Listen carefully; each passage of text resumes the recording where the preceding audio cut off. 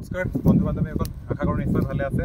Ranger দেৱচিছ YouTube চেনেলৰ একমাত্ৰ video' এই প্ৰিপেৰেশ্যনৰ কাৰণে মই ভাবিছোঁ যে কাৰণ ইতিমধ্যে আপোনালোকৰ কাৰণে মই মোৰ চেনেলত এনভাইৰমেণ্টেল ছায়েন্স আৰু ফৰেষ্ট্ৰি পেপাৰখনৰ কাৰণে বা বাকীখিনি ছাবজেক্টৰ কাৰণেও যিমানখিনি পৰা যায় মই মোৰ ফালৰ পৰা আপলোড কৰি থৈছোঁ।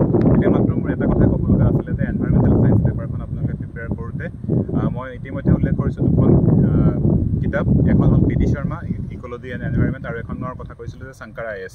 তাৰ লগতে আপোনালোকে এটা কাম কৰিব, যিহেতু যোৱা 3 বছৰে আমি যেতিয়া দিছিলোঁ তাৰ পিছৰ বছৰ বা তাৰ পিছৰ বছৰ যিকেইখন পেপাৰ আহিছে এনভাইৰমেণ্টেল ছায়েন্সৰ, তাত অকল মানে বেছিক ইক'লজিৰ উপৰিও অলপ মই যি দেখিছোঁ যে নেশ্যনেল এলিজিবিলিটি টেষ্টৰ লেভেলৰ 2-এটা কুৱেশ্যন তাত সুধিছে। গতিকে আপোনালোকে যিকোনো এখন ভাল national eligibility test for environmental science ছাবজেক্টৰ এখন গাইড বুক আপোনালোকে ল'ব, যাতে আপোনালোকে এটলিষ্ট বেছিকখিনিৰ উপৰিও আৰু কিছুমান কুৱেশ্যনৰ আনচাৰ দিব পাৰে। তাৰ উপৰিও বাৰম্বাৰ মই কৈছোঁ যে এনভাইৰমেণ্টেল ছায়েন্স আৰু ফৰেষ্ট্ৰি চেপ্টাৰটোৰ কেইটাৰ কাৰণে বা ফৰেষ্ট্ৰি দুটা ছাবজেক্টৰ কাৰণে আপোনালোকে প্ৰিভিয়াছ ইয়াৰ কুৱেশ্যন পেপাৰ চাব। তাৰ লগতে অসম আৰু উত্তৰ পূৰ্বাঞ্চলৰ ৰিলেটেড যিখিনি ফৰেষ্ট্ৰি আৰু এনভাইৰমেণ্টেল ছায়েন্স বা ৱাইল্ড লাইফৰ যিখিনি কাৰেণ্ট টপিক কিছুমান আছে সেইখিনিও আপোনালোকে চাব। আৰু ইভেন সেইটো কাৰেণ্ট এফেয়াৰ্ছত আপোনালোকে এইখিনি মানে সেইখিনি কথা পাতিব পাৰে। গতিকে এইখিনিয়ে বেছিক ক'ব লগা আছিলে। আৰু যদি আপোনালোকে চিলেবাছৰ কথা সোধে, মই এতিয়াও ক'ম ICARৰ যিখন ফৰেষ্ট্ৰি চিলেবাছ বা ICFR যিখন ফৰেষ্ট্ৰি চিলেবাছ আপোনালোকে চাব পাৰে।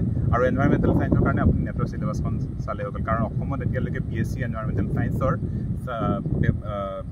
চিলেবাছ অসম ইউনিভাৰ্চিটি শিলচৰৰ বাহিৰে বাকী ক'তো নাই। গতিকে আপোনালোকে সেইকেইখন আপোনালোকে চিলেবাছ ৰেফাৰ কৰিব পাৰে।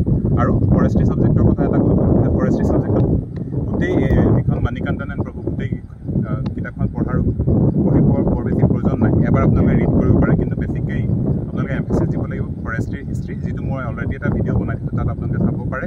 আৰু লগতে চিলভিকালচাৰ, ফৰেষ্ট মেনচুৰেশ্যন, ৱাইল্ড লাইফৰ যিখিনি যিটো চেপ্টাৰ আছে, তাৰ লগতে ৱাইল্ড লাইফ ল', ফৰেষ্ট এণ্ড ৱাইল্ড লাইফৰ ল' বা ফৰেষ্ট পলিচিৰ যিখিনি চেপ্টাৰ আছে, এই 4-5টা চেপ্টাৰ আপোনালোকে পঢ়িলে, মানে বিশেষ গুৰুত্ব দি পঢ়িলে সাধাৰণতে হৈ যোৱা দেখা গৈছে, কাৰণ পেপাৰখন তেনেকুৱা ধৰণে আহি আছে এইকেইটা বছৰত। গতিকে আপোনালোকে এইখিনি কথা মই হাইলাইট কৰিলোঁ। বাকী বিভিন্ন ধৰণৰ আজিকালি এইবছৰ ভিডিঅ' আহি আছে, আমাৰ জুনিয়ৰ বেটছৰো বহুতে ভিডিঅ' বনাই আছে, আপোনালোকে তেওঁলোককো ৰেফাৰ কৰিব পাৰে।